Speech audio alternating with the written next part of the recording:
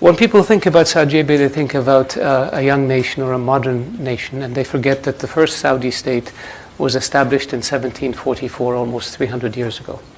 The state, under the same leadership and under the same principles.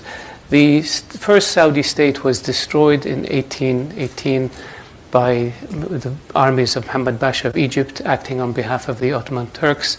And 20 years later, the state re-established itself under the same leadership, under the same principles.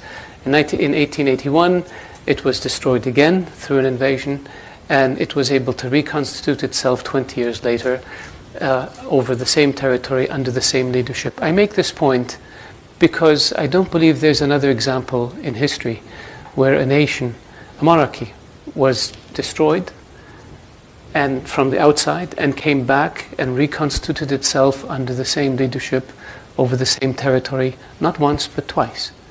And this would not be the case if it didn't enjoy legitimacy and if it didn't have deep roots and a deep connection with its people and with its environment.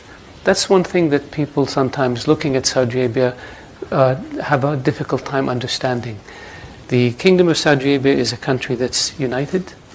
It's a country that's pragmatic, a country that has a sense of proportion and balance, a country that is non-ideological, a country that has no ambitions beyond its borders. We have enough territory, we have enough resources, we have enough people.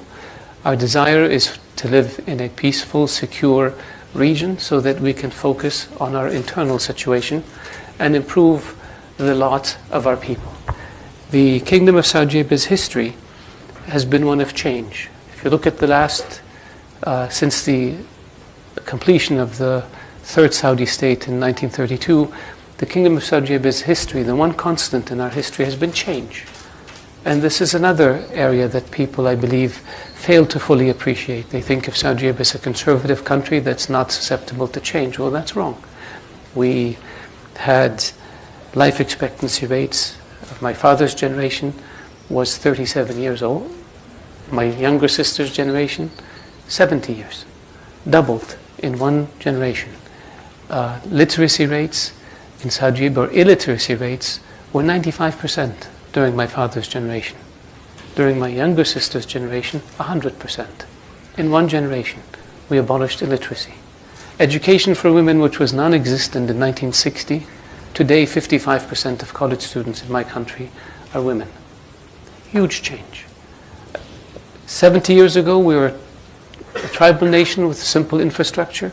Today, we're a modern nation with a very modern infrastructure. So that's change. We built institutions, the Consultative Council, in the early 90s, 60 members. Today, 150 members. 30 of them are women. That's change. We adopted new laws, we adopted new regulations, and we moved at our own pace. That's change. And very few societies in the world have undergone the type of change that Saudi Arabia has over the past 60, 70 years. And there's a lot more that we need to do. And I go back and say, we have no ambitions beyond our borders. Our focus is domestic. We want to improve the living standard of our people. Our vision for the future is change in a positive way, not trying to reclaim lost empires. Somebody else can do that, and we will oppose them. But our objective is to improve the quality of life for our citizens, empower our young, give them the opportunity to pursue their dreams and their hopes and their ambitions, and in the process make us a much stronger, much more vibrant, much richer nation that can deal with the challenges surrounding us. That's who we are. When I look at the issue of